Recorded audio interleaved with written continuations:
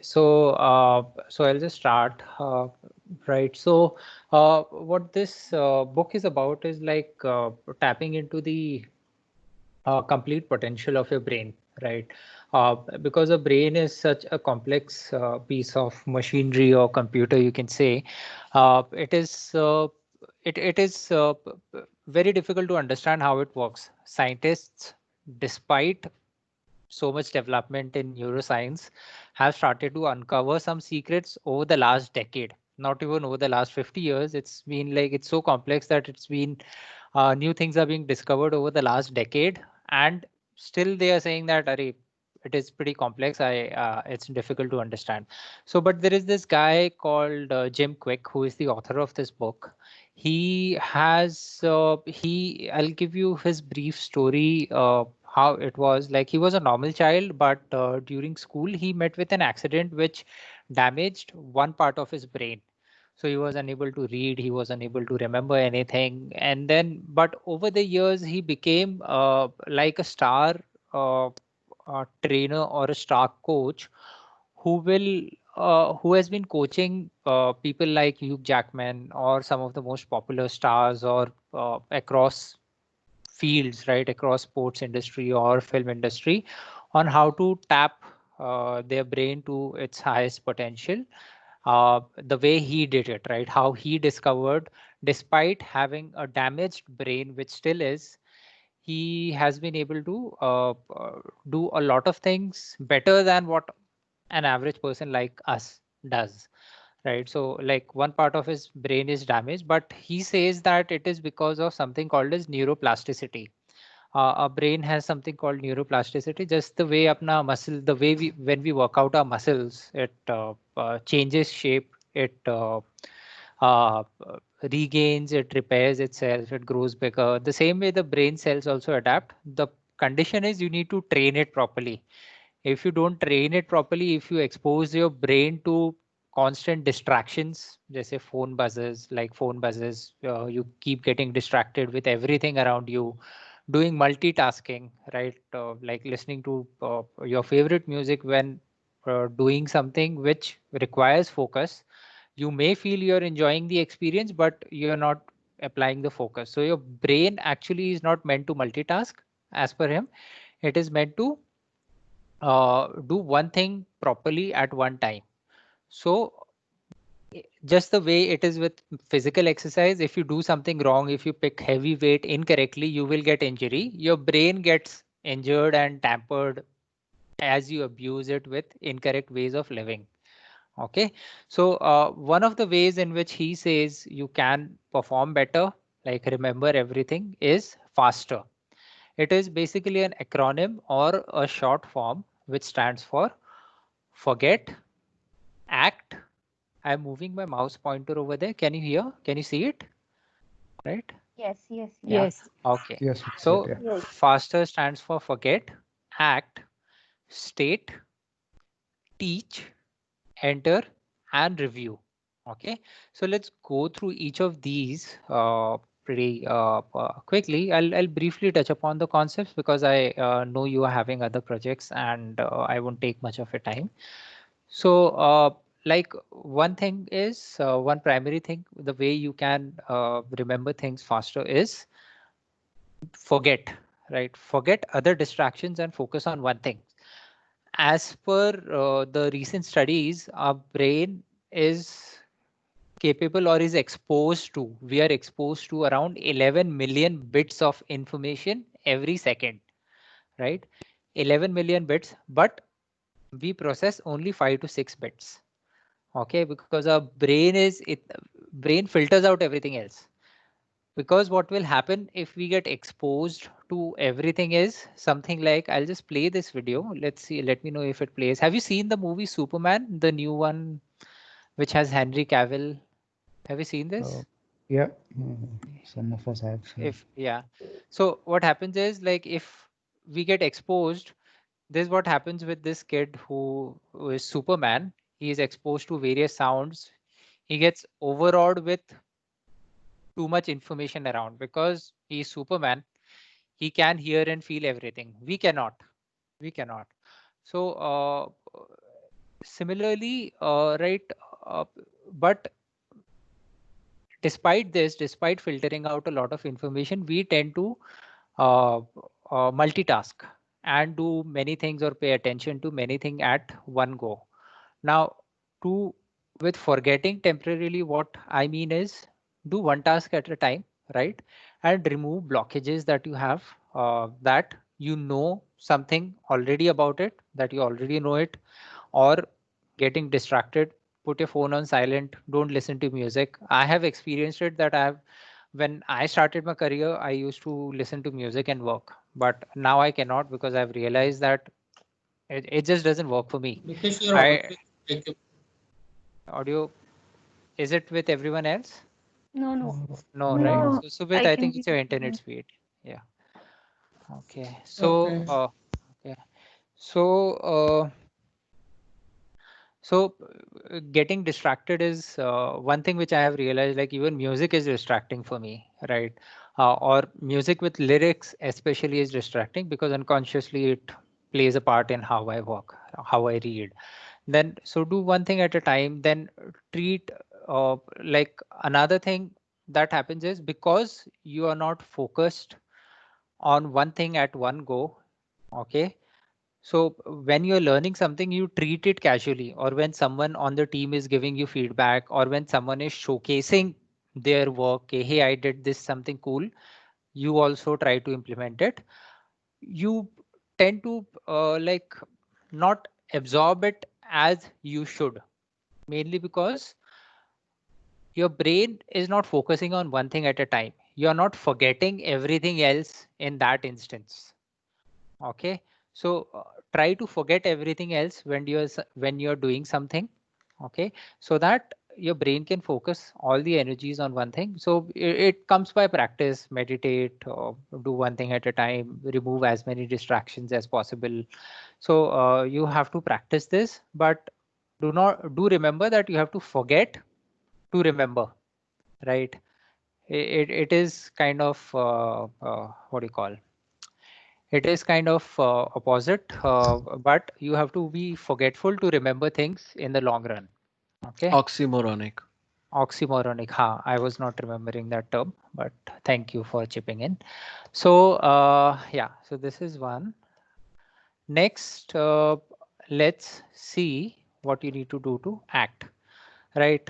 Act is again something like writing down what you just learn, right? Typically, over the years, how we have been taught in school is pay attention.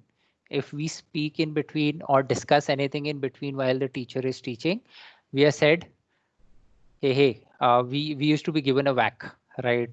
Typically, at least in my school, we got a good whacking. So it's like, but that's not the way learning is supposed to happen. Learning happens when we do, and we remember when we do. You can implement it in your designs so that what you design helps the consumer or the user to see how they can use it easily. Or when you write your courses, you have to see, you have to facilitate uh, your writing or your training design such that people are able to practice it as well. Hence it is necessary that we give some practices in our training and all. So but how to like, but how to do it in real life is again comes back to your discipline, whether you are willing to do it, right? It is a habit. I'm a big believer in how we are tuned or made as per our habits over the years, that it has become a habit to learn by just listening and not by doing, right? So whatever you learn, try to implement it immediately, write it down, have a diary. We have so many digital means of taking our notes now. You don't even need to buy a diary, but write something down. At least write it down even if you cannot apply, and then keep revisiting it. That is another thing. Prioritize learning by forgetting other things. Then second is act, that is practice. And then third is state, right? Mind your state, right? With state, it means if you remember, I'll give an example. When it rains first, we have petrichor, which is like the smell of soil after the first rain, right? It gives us a good feeling. It enhances our mood, right? So similarly, your mood or how motivated are you or the state of your mind also influences whether you're able to remember things, right? So keep keep yourself motivated when you're learning something new, right? Do not stay dejected. Be it fake, but motivate yourself. Keep telling yourself that I'll accept the new information with an open mind, right? And feel happy. Do it in a relaxed way, because your mood or the state of your mind impacts how much you learn or absorb when it is being taught. Like I have scheduled this session now. If you're sleepy, you will be like, you'll take in less, right? But if you say yourself, oh, pay attention 10 minutes only, then you may be able to take more learning out of this session, right? So keep in focus the state of your mind. And then the next thing is teach. This is what I'm doing right. Last night I listened to this chapter on faster, and it said that, okay, teach as well to remember things more effectively. I was like, yeah, I think I should do it because I have a team and I have learned something new. It's my responsibility to teach them as well this powerful tool that I have heard, right? Faster. Like this, if you learn something new, pick your peer, say that, hey, I've learned this new method, let me show it to you as well. So you will remember, the other person will remember. So and ask the other person to teach as well, right? So it's like teaching again help makes you the intention to teach again makes you prepare better, remember things well. So anything new that you learn, you will remember it for a longer duration. Then the next thing is enter it in your calendar. That is, schedule your learning period. Do not just say that, okay, ये मैंने पढ़ लिया, I have read this and I am good. It won't work that way. You have to revisit it, plan it, and then it will get stuck in your brain. And finally, keep reviewing it. Like this is we happily go down this slide of forgetting, right? This is called the forgetting curve. Like when we remember, like I'll go a bit into the science now. What we remember most is the content that we listen at the start and at the end of our learning session, right? If you're learning or reading something new, you will remember something that is being taught at the start and at the end. So that's why if for instructional designers, you will relate this to like Gyani's 9 events of instructions. Hence, we say that start the course with an attractive thing which grabs the learner's attention. It's because the first impression is the last impression, or the first bit of information has a lasting impact. Similarly, with the last bit of information that you read in a particular session is also what you will remember.